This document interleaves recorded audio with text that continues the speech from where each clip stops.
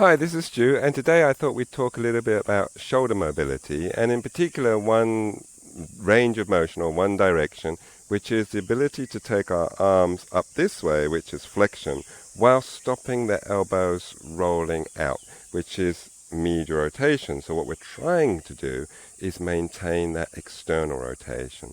So there's a few little things that you can try to see whether you're likely to have a problem or not.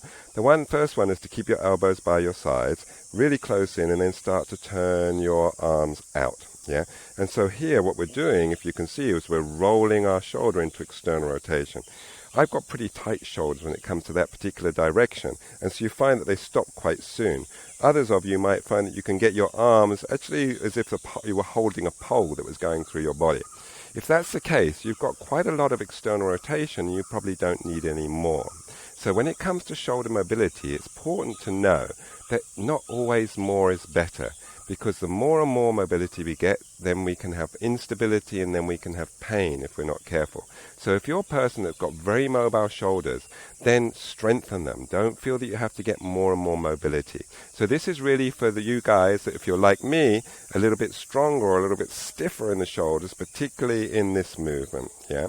What you'll see then is when you try and take your arms over your head, when you're in a down dog, that sort of thing, maybe the shoulders roll in. When you're trying to do a pincha mayurasana, that's a forearm balance, maybe your elbows want to go out. When you're in a shoulder stand and you've got to place your hands on your back, maybe you feel you can't get your elbows close enough to make you feel that you're really nice and supported. So that's because we have trouble reaching into flexion while stopping this from happening. And as soon as that happens, then we lose our foundation.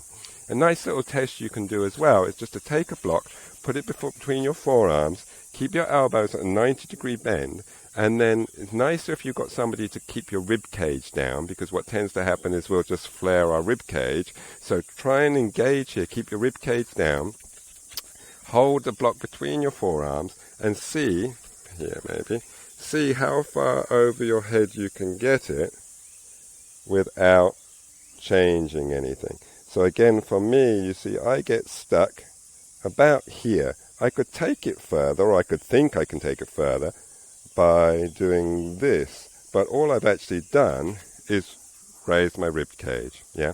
Again, keep it strict, keep the elbows bent if it's going to be a little test. Again, if you can get your elbows completely over your head, then you don't need to do this particular opener. You've got enough range of motion.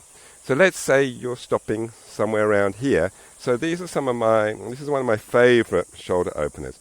And it involves using some sort of ledge, some sort of block.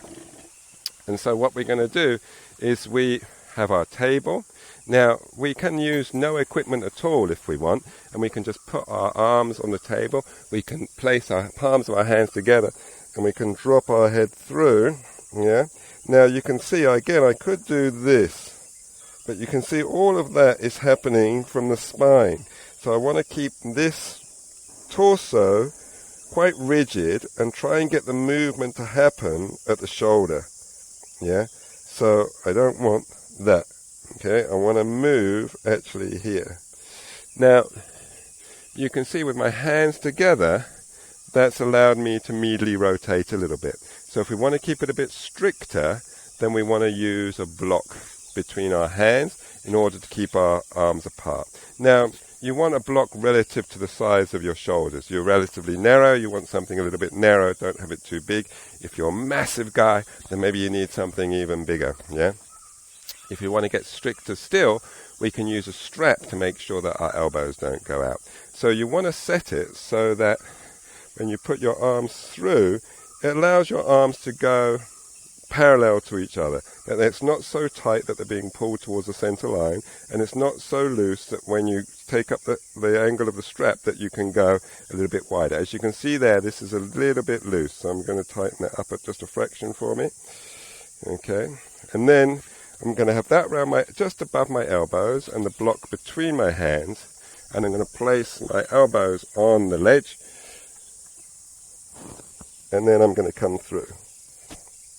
And again, I'm trying to get rid of this, and so I'm here, and I'm again trying to take my whole chest towards the floor.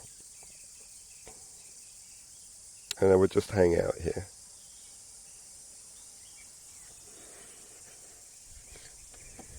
You can do that sort of exercise in sets. You could say 25 breaths and then repeat it 3 times. This works really well. Each time you'll go a little bit deeper.